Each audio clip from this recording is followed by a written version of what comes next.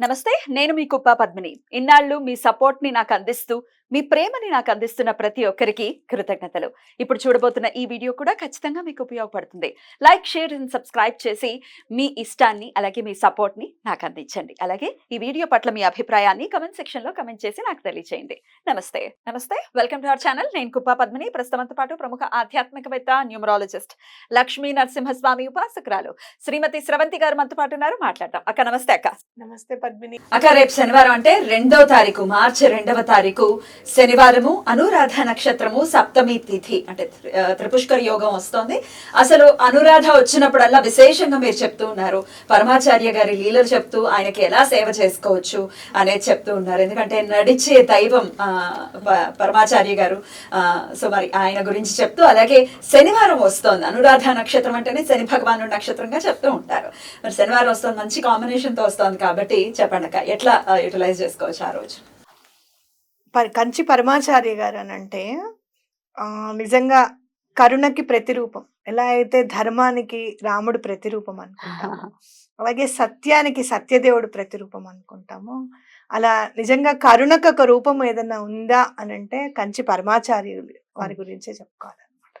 ఎందుకంటే ఒక్కొక్క లీల చదువుతూ ఉంటే అసలు కళ్ళమని నీళ్ళు వచ్చేస్తాయి. అసలు ఆయన పీఠాధిపతి కదా, ఆయన ఎవరి కోసం అయినా ఇలా చేసినా చేయకపోయినా ఆయనకు నడిచిపోతుంది. ఆయన పని ఆయన చేసుకుంటూ వెళ్ళడమే.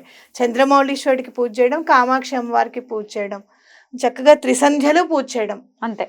భిక్షావందనము అవి ఆయన రూల్స్ ఆయనకు ఉన్నాయి కదా. నేను ఎక్కడ కూడా మోటార్ వాహనం ఎక్కకుండా అలా నడిచి చక్కగా ప్రపంచాన్ని అంతా చుట్టారనే చెప్పుకోవాలి. అంటే ప్రపంచం అని అంటే ఎక్కడికన్నా వెళ్ళిపోయారా అని కాదు, ఇక్కడ మన దేశమే మన ప్రపంచం. ఎప్పుడైనా గుర్తుపెట్టుకోవాలి. మనం పరమాచార్య గారిని కనుక మనం పూజిస్తే ఏంటి అని అంటే మన దేశమే ప్రపంచం కిందకి తీసుకోవాలన్నమాట. ఆయన ఎక్కడ కూడా సముద్రం దాటడానికి దానికి ఇష్టపడేవారు కాదనమాట. కాబట్టి అంతా తిరిగి నిజంగా అంతమందిని ఉద్ధరించారంటే అసలు ప్రతిరోజు ఎక్కడో అక్కడ కలిసిన వాళ్ళల్లో మా అమ్మకి ఇలా అనుగ్రహించారు, మా నాన్నగారికి ఇలా చూపించారని చెప్పేవాళ్ళు చాలా మంది కనపడుతుంటారు అనమాట. ఇవాళ చెప్పే కథ అసలు నిజంగా ఆశాంతం వింటే భలే బాగుంటుంది పద్మిని. అది నా మాటల్లో కాకుండా రాసిన వాళ్ళ మాటల్లోనే వింటే ఇంకా బాగుంటుంది అని నాకు అనిపిస్తుంది. తప్పకుండా నేను చదివి వినిపిస్తాను. ఆ కథ వినిన తర్వాత ఆ శనివారం ఏం చేయొచ్చు పూజ అనే విషయం కూడా మనం మాట్లాడుకుంటాము. సో మొత్తం వీడియో చూడండి ప్లీజ్ అక్క, చెప్పండి. లీలకి హెడ్డింగ్ పెట్టారనమాట, కౌపీనం కాషాయం. అతను రాస్తున్నాడు అనమాట, నేను రాముణ్ణి కాకపోయినా నా తమ్ముడు చంద్రశేఖర్ నిజంగా లక్ష్మణుని వంటి వాడే. భారతీయ వాయుసేనలో కార్పొరల్గా చేస్తున్నాడు. ఇవ్వకూడని ఇంజెక్షన్ ఇవ్వడం వల్ల కోమా దశలో పూణేలోని సదరన్ కమాండ్ మిలిటరీ ఆసుపత్రిలో ఉన్నాడు. తమ్ముణ్ణి చూడడానికి కలకత్తా నుండి వచ్చాను. బ్రిగేడియర్గా ఉన్న డాక్టర్ నారాయణ అయ్యర్ నా తమ్మునికి చికిత్స చేస్తున్నారు. వేలల్లో ఒక్కరు మాత్రమే ఈ స్థితి నుండి బయటపడగలరు కనుక మా చేతుల్లో ఏమీ లేదు. మీ దేవుణ్ణి ఆచార్యులను ప్రార్థించండి అని నాతో అన్నారు. నేను నా తల్లి వద్దకు వచ్చాను. ఎందుకు వాణ్ణి వదిలి వచ్చావు అని నన్ను అమ్మ అడిగింది. పరమాచార్య స్వామి వారిని దర్శించాలి అనుకుంటున్నాను, అందుకే ఇంటికొచ్చాను అని చెప్పారు. నాతో పాటు వస్తావా అని అమ్మని అడిగారు. నన్ను తిరువణ్ణామలైలో వదిలిపెట్టు, నేను శేషాద్రి రమణుల వద్ద ఉంటాను. నేను ముందు పెరియామని దర్శించుకుంటానని సంకల్పం చేసుకున్నాను. అటు తర్వాత నేను తిరువణ్ణామలైలో వదిలిపెడతాను అని చెప్పాను. ఇద్దరము కాంచీపురం వెళ్ళాం, కానీ మహాస్వామి వారు అక్కడ లేరు. తిరుమలిసై అల్వారుల 1001వ జయంతి ఉత్సవాలకని ఒరిరిక్కై వెళ్లారు.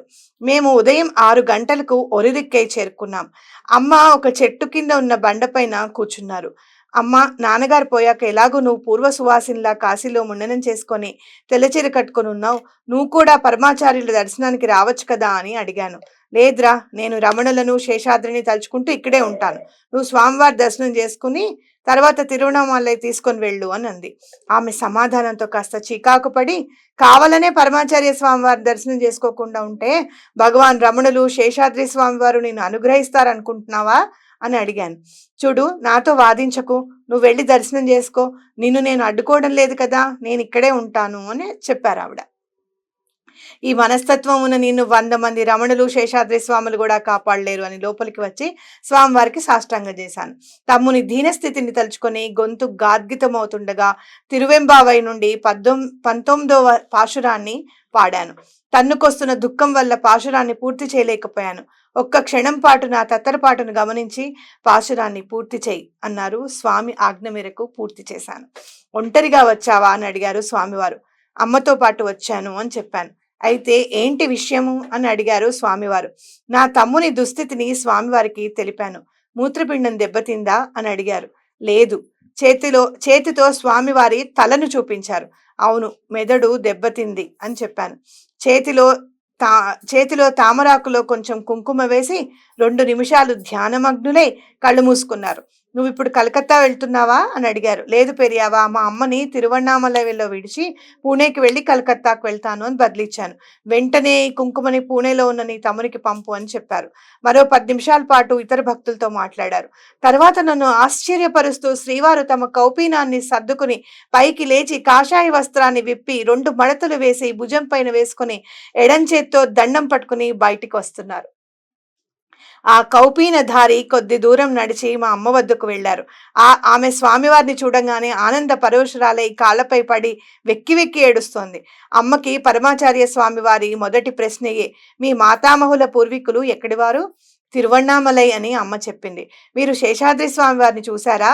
ఆయన మీ ఇంటికి వచ్చారు కదూ అని అడిగారు. ఈ ప్రశ్నతో చాలా సంబరపడిపోయింది. అవును, వారు వేంచేశారు అని చెప్పింది. నన్ను శేషాద్రి గారు చెప్పారట ఈవిడికి, నన్ను వండిన అన్నాన్ని ఇమ్మనేవారు, చాలా వేడివేడిగా ఉంది అని చెప్పేదాన్ని, కానీ నాకు చాలా ఆకలిగా ఉందని నా మాటలు పట్టించుకునేవారు కాదు. అంతటి కాలుతున్న అన్నంలో చేయి పెట్టి తినేసేవారు. సరిగ్గా 2 సార్లు తినగానే అన్నం తినడం ఆపేవారు. తర్వాత మేమందరం దాన్ని తినేవారం. భగవాన్ని చూసారా అని అడిగారు. అవును, వారి ముందు మేము పాడేవారం. మీరు అక్షర మణిమాల పాడుతుంటారు కదూ? అవును, తెల్లవారుజామున 3:30 నుండి వరుసగా వెంకటేశ్వర సుప్రభాతం, భగవద్గీత, వள்ளలార్, తిరువత్తప్ప పాటలు పాడేవారం. ఇప్పుడు ఎక్కడికి వెళ్తున్నారు? నన్ను తిరువణ్ణామలై తీసుకెళ్ళమని వాడిని అడిగాను. పరమాచార్య స్వామి వారు నడిచి వెళ్ళిపోయారు. మహాస్వామి వారు తనతో భగవాన్ రమణులు శేషాద్రి స్వామి గురించి అడిగారని అమ్మ ఎంతో ఆనందపడింది. ఇంకా నాతో అంది, నువ్వు వారిని గమనించావా? నువ్వు వారిని పెరియావా అన్నావు, కానీ వారు నా వద్దకు కౌపీనధారి అయి వచ్చారు.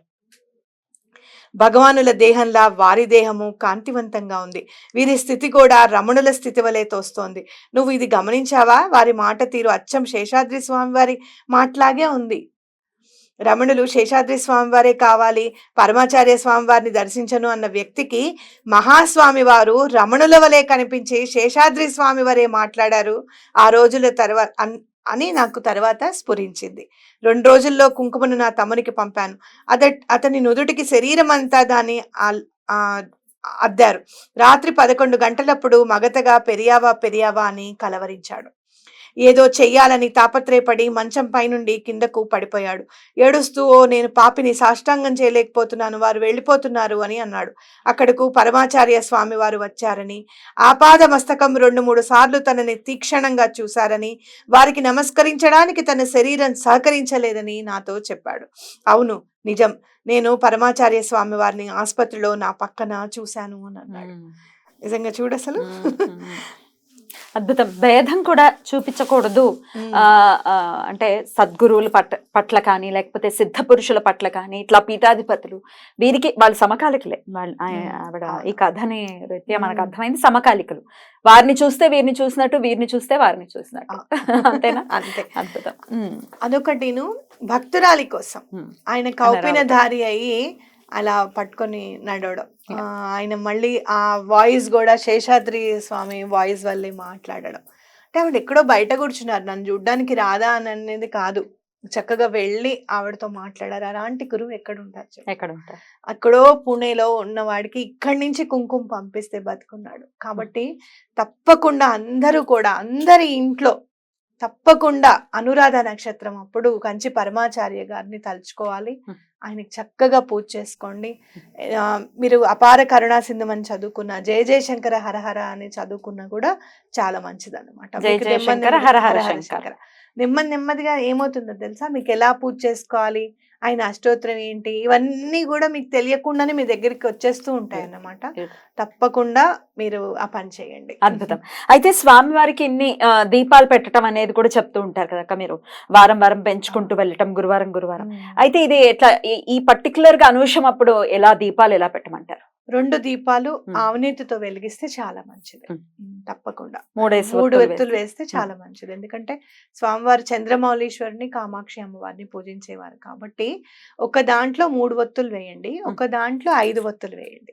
ఎందుకు అనంటే మంచి ప్రశ్న నిజంగా చెప్పాలంటే. ఎందుకంటే చంద్రమౌళీశ్వరుడు కాబట్టి ఈ త్రినేత్రుడు 3 ఒత్తులు. అమ్మ పంచ సంఖ్యోపచారిణి ఆవిడ. 5 అంటే చాలా ఇష్టమట. దానికి సంబంధించింది కూడా ఒక లీల ఉంది. అది మనం మళ్ళీ అనూషం అప్పుడు మళ్ళీ తప్పకుండా చెప్పుకుందాం. తప్పకుండా. ఒక దాంట్లో 3 ఒత్తులు వేయండి, ఒక దాంట్లో 5 ఒత్తులు వేసి స్వామికి దీపాలు పెట్టడం. నైవేద్యం ఏం సమర్పించమంటారు స్వామి? మీ ఇష్టం, చక్కెర పొంగలి కావచ్చు, పేలాల పిండి కావచ్చు, లేదు అంటే గనక తోటకూర పప్పు అంటే కూడా చాలా ఇష్టంట స్వామి వారికి.